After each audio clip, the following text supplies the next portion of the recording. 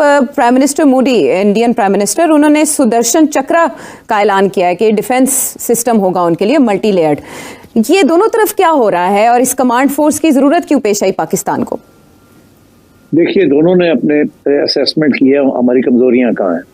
उन्होंने अपनी असेसमेंट किया कि उनकी कमजोरी है कि उनके पास यूनिफाइड कमांड सिस्टम नहीं। जिस किस्म का unified command system ecosystem हमने बनाया है, तो वो उनको अपनी खामी समझ आ गई है। अब वो भी कोशिश करेंगे कि intelligence and unified command system वो भी बनाने की कोशिश करेंगे ताकि आपका जो सिस्टम है उसको मैच करें। पहली बात, आपने जो देखा कि आपकी कमजोरी क्या है। आपके पास इस वक्त कोई S-400 टाइप का मिसाइल डिफेंस सिस्टम नहीं है, कोई आयरन डोम नहीं है, कोई कुछ नहीं है जिसके जरिए आप अपने आप को प्रोटेक्ट कर सकें against Indian missile attacks. India ने डेमोन्स्ट्रेट किया इस दफा कि उनके पास जो मिसाइल टेक्नोलॉजी है और मिसाइल एक्यूरेसी है, वो they were able to target both your air bases and your so called freedom fighters के जो ऑफिसर्स वगैरह हैं, तो they demonstrated that whether they are जहाज से आते हैं मिसाइल्स या ग्राउंड से जाते हैं। तो आपकी ये अभी भी सबसे बड़ा आपको खदशा यही है कि अगर वो लॉन्च करते हैं कोई missile strikes against your air basis जहां आपके जहाज खड़े हैं वगैरह वगैरह, तो काफी नुकसान हो सकता है। तो इसलिए आपको भी इस बात का आप समझ आ गई है कि सिर्फ ये नहीं है कि उनके जहाज उड़ गए और आपने उनको गिरा दिया। अब ये भी है कि जहां उनके जहाज पार्क्ड है, you should also have the ability to target दोस्त। आपने छोटी मोटी एबिलिटी तो दिखाई है आपने, मगर आपके पास उस किस्म की एबिलिटी नहीं है जिस किस्म की एबिलिटी इंडिया के पास है। अच्छा, अब ये सुदर्शन चक्र नाम जो लिया गया है लॉर्ड विष्णु की मिथोलॉजी से, ये एक इंटरेस्टिंग चीज़ है कि हिंदुस्तान पाकिस्तान मेरा ख्याल है दुनिया में इस वक्त अनोखे लाडले मुल्क हैं जिनकी मिसाइल सारे के सारे रिलीजियस मिथोलॉजी के ऊपर है। पाकिस्तान की भी बाबर गौरी हैं, और मैंने नहीं सुना कि अमेरिका के या बाकी जो मिसाइल्स हैं यूरोप के किसी और मुल्क के, वो उनमें किसी का नाम मैरी के नाम पे हो, जॉन हो, जीसस क्राइस्ट के नाम पे हो, या सेंट पॉल के या सेंट जॉन के नाम पे हो। ये हिंदुस्तान पाकिस्तान का ये मसला, एंड दिस इज फ्राइटनिंग। दोस्तों, आज लाल किले की प्राचीर से प्रधानमंत्री जी ने तकरीबन 103 मिनट की स्पीच दी। आज तक जितनी भी स्पीचेस उन्होंने दी हैं लाल किले से, ये 12वीं है इस बार वाली, और ये सबसे लंबी स्पीच है।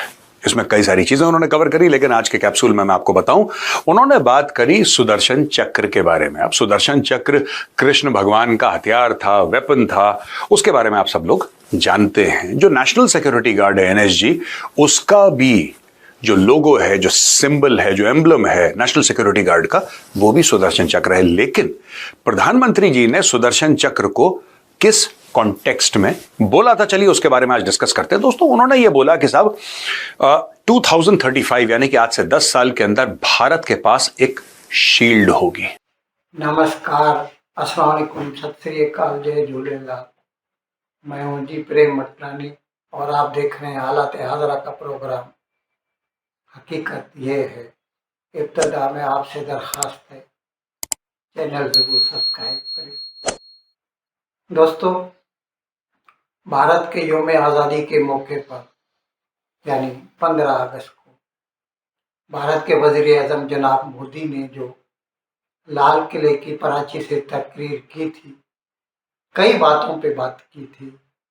मुल्क में जो इकोनॉमिक रिफॉर्म्स लाने हैं, GST की स्लैब्स में चेंज करना, अमेरिका के टैरिफ वगैरह, लेकिन उसमें एक खास बात, सुदर्शन चक्र का मिशन सुदर्शन चक्र को हमने लॉन्च कर दिया है, ये भी उन्होंने ऐलान किया था। अब ये सुदर्शन चक्र क्या है? वैसे तो हमारी जो मैथोलॉजी है उसमें ये बताया जाता है कि कृष्ण भगवान के पास एक सुदर्शन चक्र हुआ करता था, जिससे वो दुश्मनों के सर कलम किया करता था जंग के दौरान। ये इस वक्त जो हम सुदर्शन चक्र बनाने जा रहे हैं, वो एक यूनिवर्सल, यूनिफॉर्म, कम्पैक्ट जो है एयर डिफेंस सिस्टम है। इस वक्त हमारे पास कई एयर डिफेंस सिस्टम्स हैं। अपना इंडिजिनसली डेवलप्ड आकाश तीर है, आकाश प्राइम है, इसराइल से लिया हुआ, जो कि हम अभी भारत में ही बनाते हैं, बाराक 8 है, और सबसे ज़्यादा रूस से खरीदा हुआ S-400, जिसकी वजह से हमने अभी चंद दिन केवल प्रोग्राम किया था, बताया कि किस तरह भारत के और पाकिस्तान के हमने 6 लड़ाकू तैयारे मार गिराए थे। कहते हैं ज़्यादा गिरे थे। खैर, एयर चीफ मार्शल ने जो दावा किया, मैं उसकी बात कर रहा हूँ। तो ये जो भारत लॉन्च कर रहा है मिशन सुदर्शन चक्र, ये एक नया हम डेवलप करेंगे जो कि यूनिफॉर्म होगा। हर किस्म की एरियल जो अटैक्स होंगे उनसे हमें बचाने में दिफा जो है अता करेगा। वो हमारी जो है सिविल जगहों, अस्पतालों, रेलवे, मजहबी जगहों, इन सारी चीज़ों को सिक्योरिटी देगा। और ये प्रोजेक्ट 10 साल में मुकम्मल होगा। यानी अब से हमने शुरू किया है तो इसके मुकम्मल होने में 10 साल लग जाएंगे। 2035 तक इंशाल्लाह तकमील तक पहुंच जाएगा। इसकी वजह क्या है? वजह ये है जनाब कि हम चारों तरफ से दुश्मनों से घिरे हुए हैं। शुमाल में चीन, मगरब में पाकिस्तान, मशरक में बांग्लादेश, और हमारे जुनूब में तो दरियाए इंडियन ओशन है, बहिरे ओशन है, बहिरे हिंद है। तो चारों तरफ से दुश्मनों से घिरे हुए हैं। और आजकल की जो लड़ाई है वो आज से 20-25 साल पहले वाला ज़माना भी नहीं रहा। हर रोज़ नई नई इन्वेंशंस हो रही हैं, नए नए हथियार बनते जा रहे हैं। और इन सब का हमें तजुर्बा एक तो ऑपरेशन सिंदूर में हुआ, और दूसरे जो यूक्रेन और रूस की जंग जारी है उसमें पता चलता है। फिर ये जो इसराइल और हमास की जंग हुई, जिसमें इसराइल बावजूद इसके कि एक छोटा मुल्क है, उसने कितने मुसलमान मुल्कों को, हमास को, हिजबुल्लाह को, सीरिया को, ईरान को धूल चटा दी। तो ये सब इसकी वजह से मुमकिन हो सका है कि टेक्नोलॉजी में इसराइल आगे है। हमें भी इस तरह अपने आप को टेक्नोलॉजी में आगे ले जाना है और दुनिया की बदलती हुई सूरत हाल के मुताबिक नए नए हथियार बनाने हैं। जाहिर है हुजूर, इसकी जब ये ऐलान किया जनाब मोदी ने, तो पाकिस्तानी जो टीवी चैनल्स हैं, गवर्नमेंट है, यूट्यूबर्स हैं, सबको जैसे आग लग गई। भारत बहुत खर्चा कर रहा है दिफा पर, क्या ज़रूरत है इसकी। एक साहब तो ऐसा कहते हैं कि भारत और पाकिस्तान में मजहबी निशानियों को क्यों इस्तेमाल किया जाता है हथियारों को जब नाम देते हैं। ये मुईद पीरज़ादा कहता है। अब उसको इतनी अकल तो होनी चाहिए कि पाकिस्तान मजहबी नहीं देता नाम। वो जो एग्रेसर थे जिन्होंने हिंदुस्तान के ऊपर हमला किया, गौरी, गजनवी, उनका नाम देता है। यानी वो याद दिलाता है भारत को कि इन लोगों ने तुम्हारे ऊपर फतह पाई थी। जबकि भारत जो नाम देता है, जैसे सुदर्शन चक्र है, आकाश तीर है, ये तो हथियारों के नाम है। हमारी मैथोलॉजी में कृष्ण भगवान के हाथ में हथियार था। ये उसने गैर हिंदुओं के ऊपर नहीं इस्तेमाल किया था, ये हथियार था सिर्फ। और कभी भी हिंदुस्तान ने अपनी सरहदों से बाहर जाकर दूसरों के ऊपर हमला नहीं किया।